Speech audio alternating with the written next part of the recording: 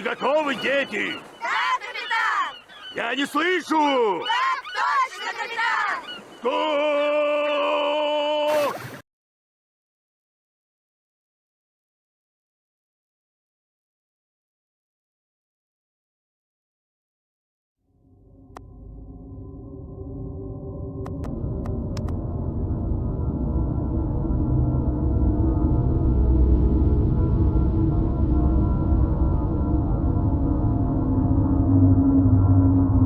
I am writing this under an appreciable mental strain, since by tonight I shall be no more.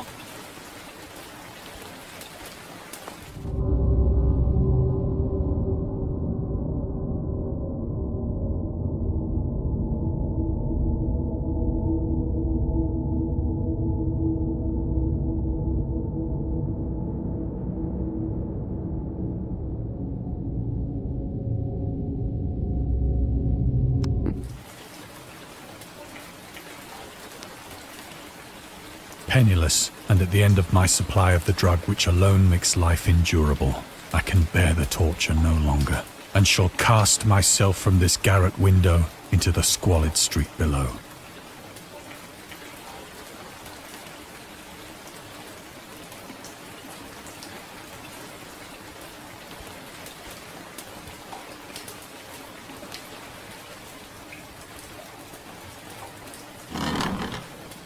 Do not think from my slavery to morphine that I am a weakling or a degenerate. When you have read these hastily scrawled pages, you may guess, though never fully realize, why it is.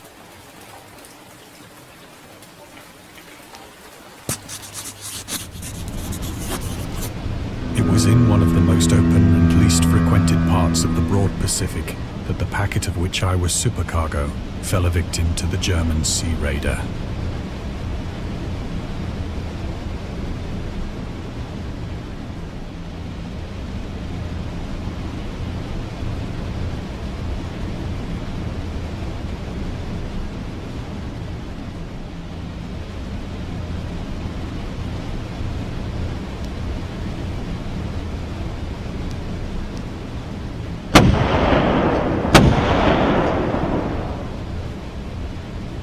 The Great War was then at its very beginning, and the ocean forces of the Hun had not completely sunk to their later degradation.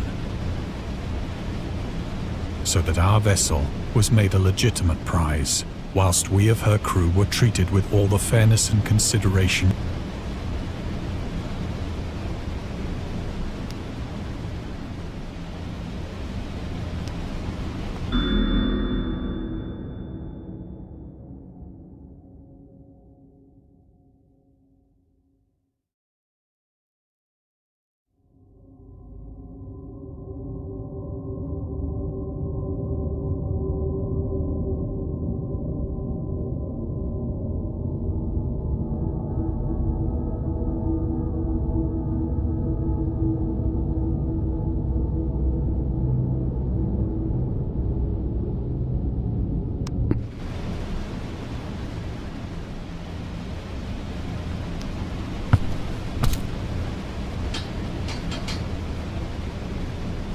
So liberal, indeed, was the discipline of our captors, that 5 days after we were taken, I managed to escape alone in a small boat with water and provisions for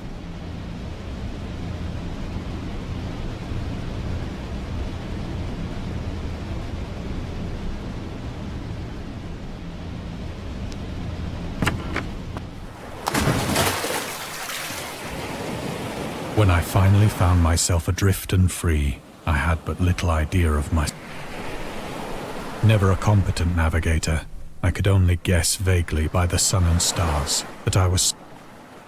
Of the longitude, I knew nothing, and no island or coastline was in sight.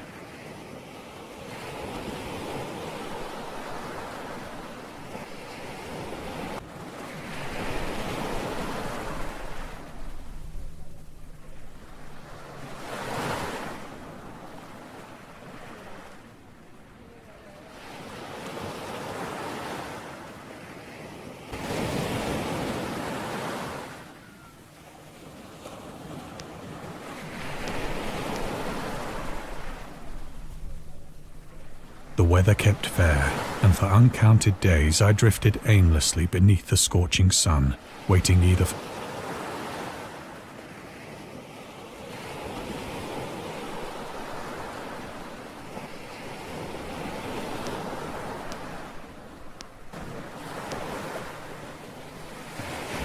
but neither ship nor land appeared, and I began to despair in my solitude upon the heaving vast. The change happened whilst I slept. Its details I shall for my slumber, though troubled and dreaming.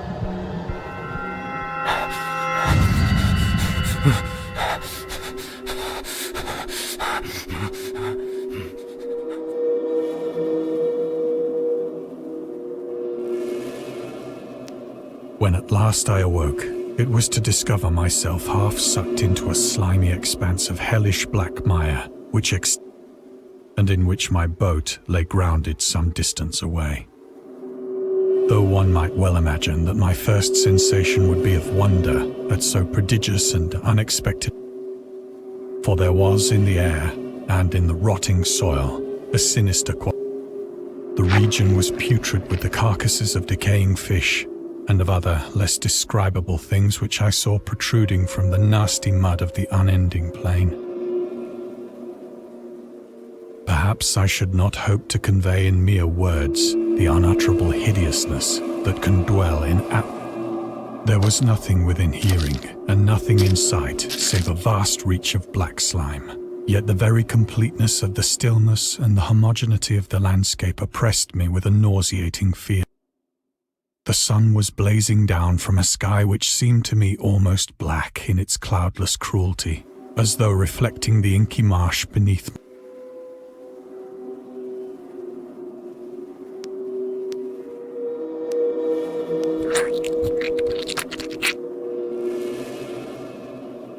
As I crawled into the stranded boat, I realized that only one theory could explain my position.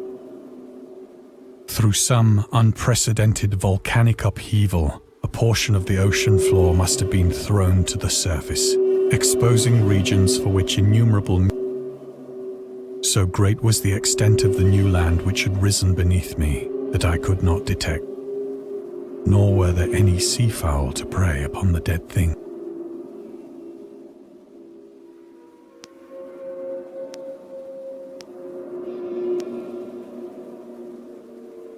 For several hours I sat thinking or brooding in the boat, which lay upon its side and afforded a slight shade as the sun moved across the heavens.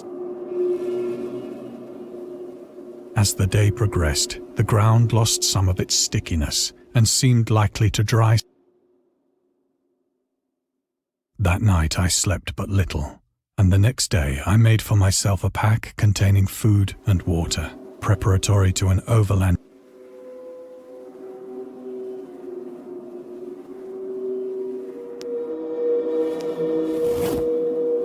On the third morning, I found the soil dry enough to walk upon with ease. The odor of the fish was maddening, but I was too much concerned with graver things to mind so slight an evil, and set out boldly for.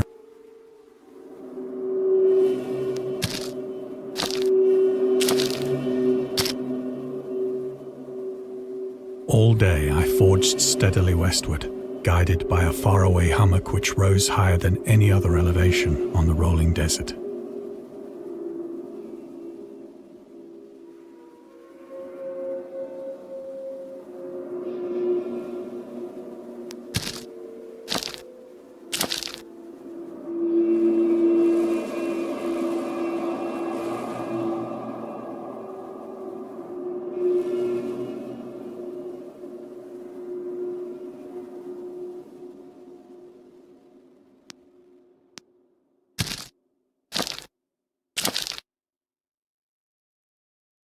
That night I encamped, and on the following day still travelled toward the hummock, though that object seemed scarcely nearer than when I had first espied it.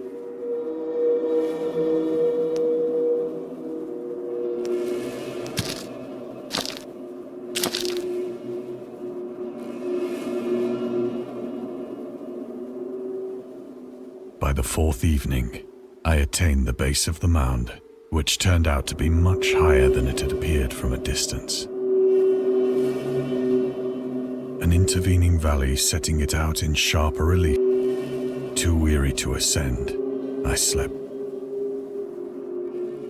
I know not why my dreams were so wild that night, but ere the waning and fantastically gibbous moon, I was awake in a cold perspiration, determined to sleep no more. Such visions as I had experienced were, and in the glow of the moon I saw how unwise I had been to. Without the glare of the parching sun, my journey would have cost me less energy. Indeed, I now felt quite able to. Picking up my pack, I stopped.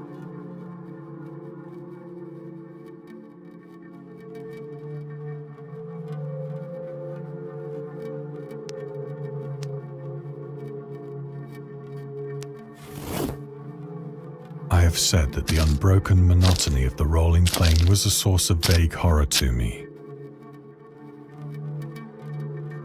But I think my horror was greater when I gained the summit of the mound and looked down the other side into an immeasurable pit.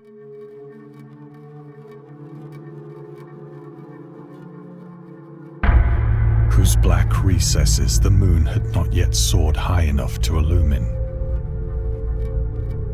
I felt myself on the edge of the world, peering over the rim into a fathomless chaos of eternal night.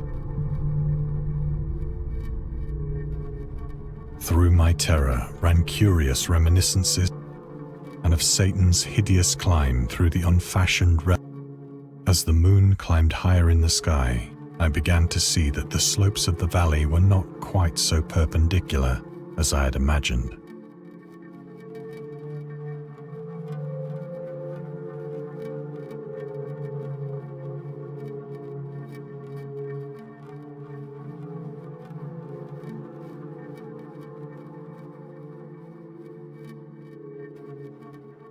Ledges and outcroppings of rock afforded fairly easy footholds for a descent, whilst after a drop of only a few hundred feet, the declivity became very gradual.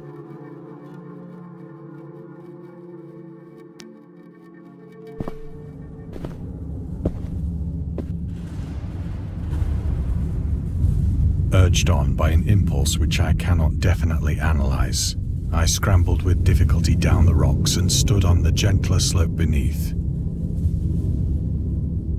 gazing into the Stygian deeps where no light had yet penetrated. All at once, my attention was captured by a vast and singular object on the opposite slope, which rose steeply about 100 yards. An object that gleamed whitely in the newly bestowed rays of the ascent.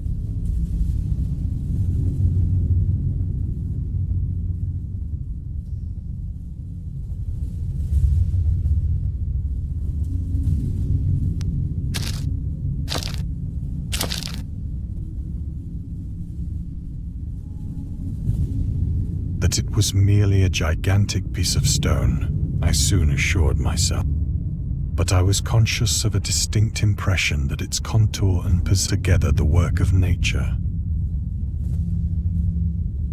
A closer scrutiny filled me with sensations I cannot express.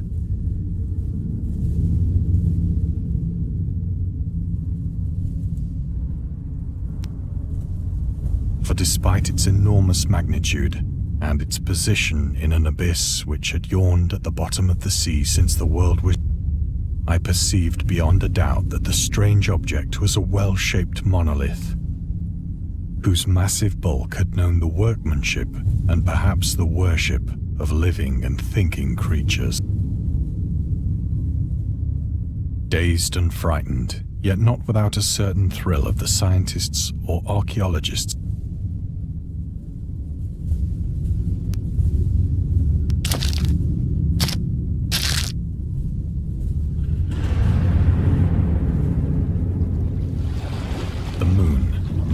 the zenith shone weirdly and vividly above the towering steeps that hemmed in the chasm. and revealed the fact that a far-flung body of water flowed at the bottom, winding out of sight in both directions and almost lapping my... Across the chasm, the wavelets on whose surface I could now trace both inscriptions.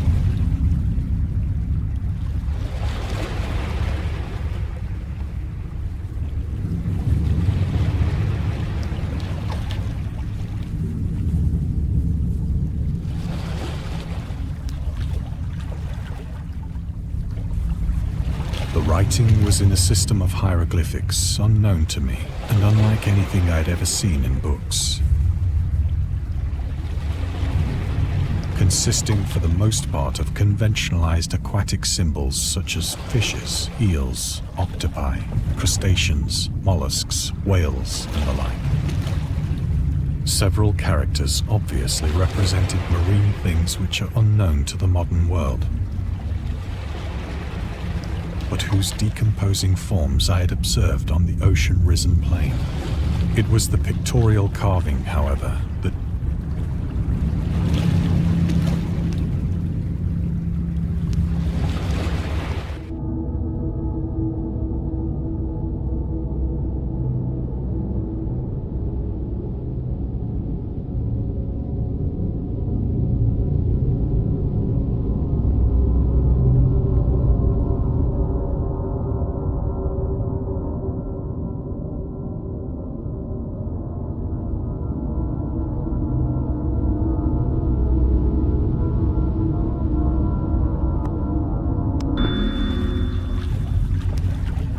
plainly visible across the intervening water on account of their enormous size, were an array of bas-reliefs whose subjects would have excited the envy of a doré. I think that these things were supposed to depict men, at least, though the creatures were shown disporting like fishes in the waters of some marine grotto, or paying homage at some monolithic shrine which appeared to be under the... Of their faces and forms I dare not speak in detail, for the mere remembrance makes me grow faint. Grotesque beyond the imagination of a Poe or a Bulwer.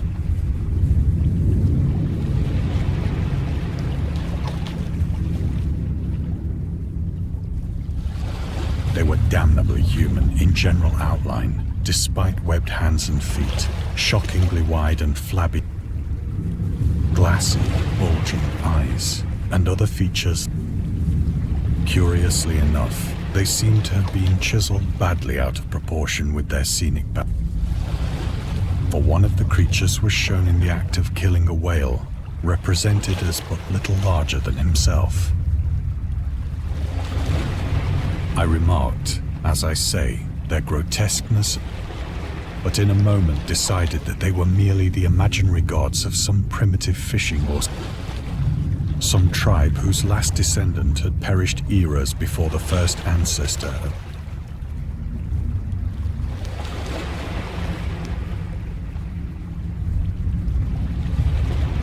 Awestruck at this unexpected glimpse into a past beyond the conception of the most daring anthropologist, I stood musing whilst the moon cast queer reflections on the sun.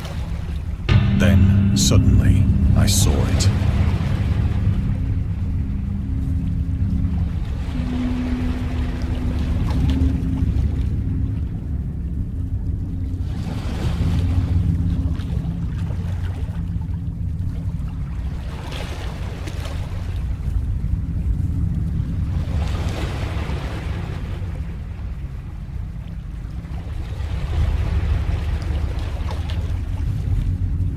With only a slight churning to mark its rise to the surface, the thing slid into view above the dark waters.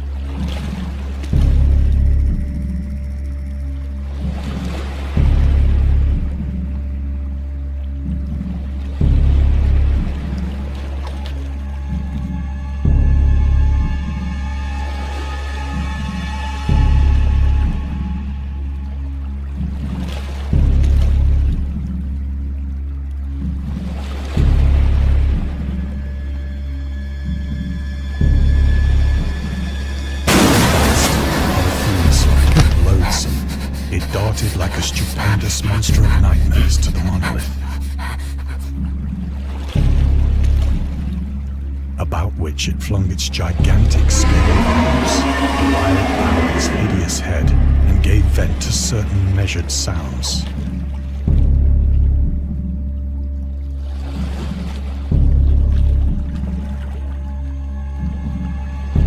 I think I went mad then.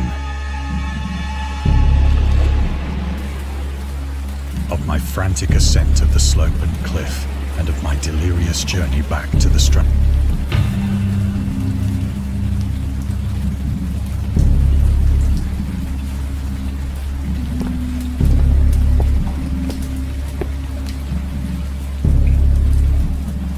I believe I sang a great deal and laughed oddly when I was unable to sing.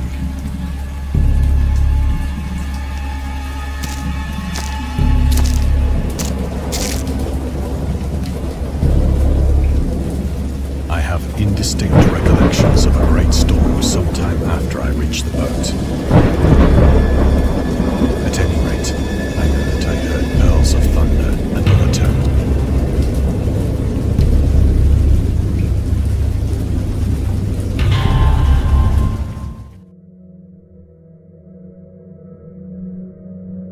When I came out of the shadows, I was in a San Francisco hospital. Brought thither by the captain of the American. In my delirium, I had said much, but found that my words had been given scant attention. Of any land upheaval in the Pacific, my rescuers knew nothing. Nor did I deem it necessary to insist upon a thing which I knew they could not believe.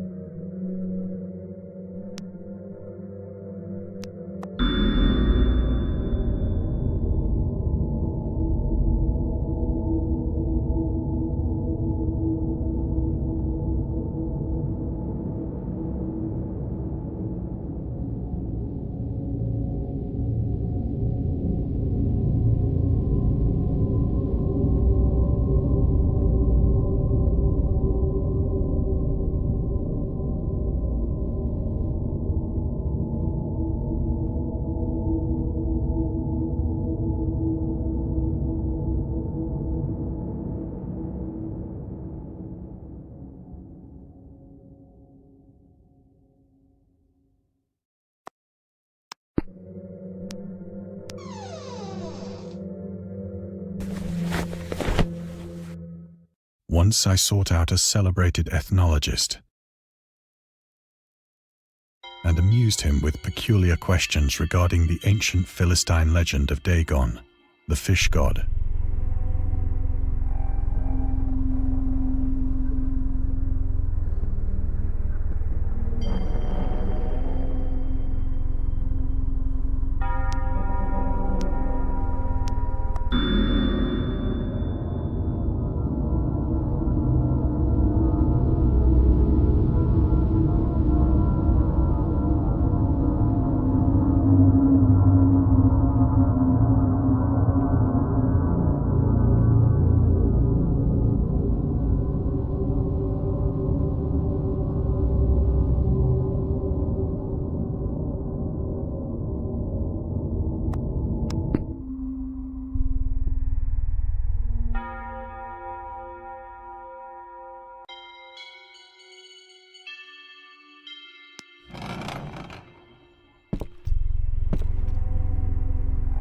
But soon perceiving that he was hopelessly conventional, I did not press my inquiries.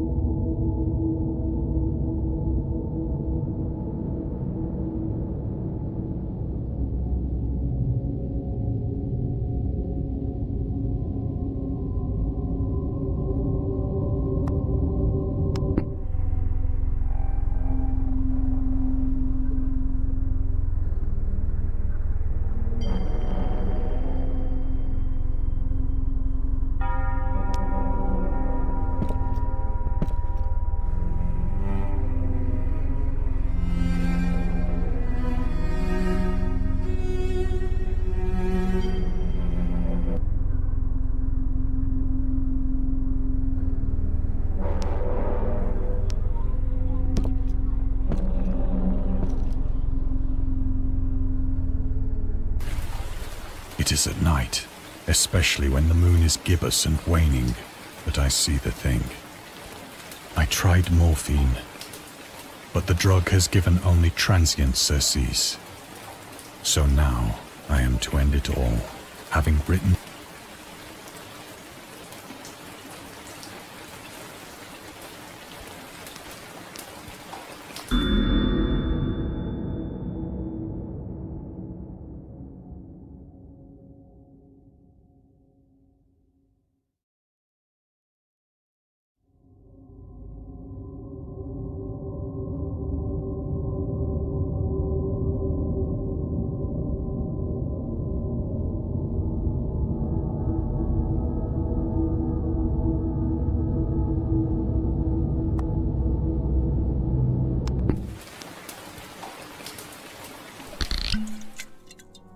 Often, I ask myself if it could not all have been a mere freak of fever as I lay sun-stricken and raving in the open boat after my escape from the German man-of-war. This I ask myself, but ever does there come before me. I cannot think of the deep sea without shuddering at the nameless things that may at this very moment be worshipping their ancient stone idols and carving their own detestable likenesses on submarine obelisks of water-soaked granite. I dream of a day when they may rise above the billows to drag down into their reeking talons the remnants of puny, of a day when the land shall sink and the dark ocean shall ascend amidst universal pandemonium.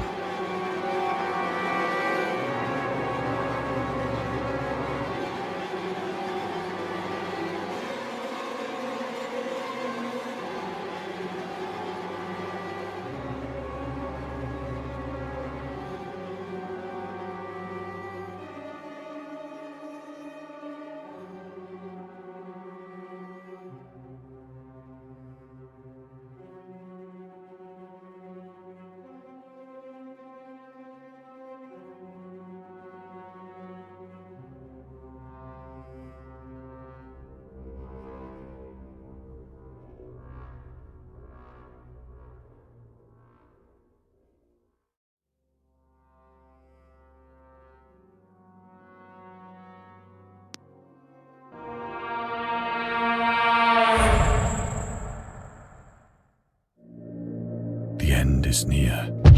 I hear a noise at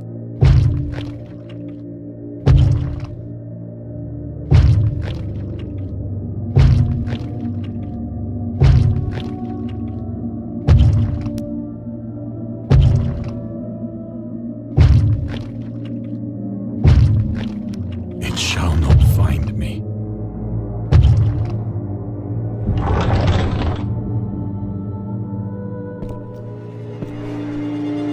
God, that hand!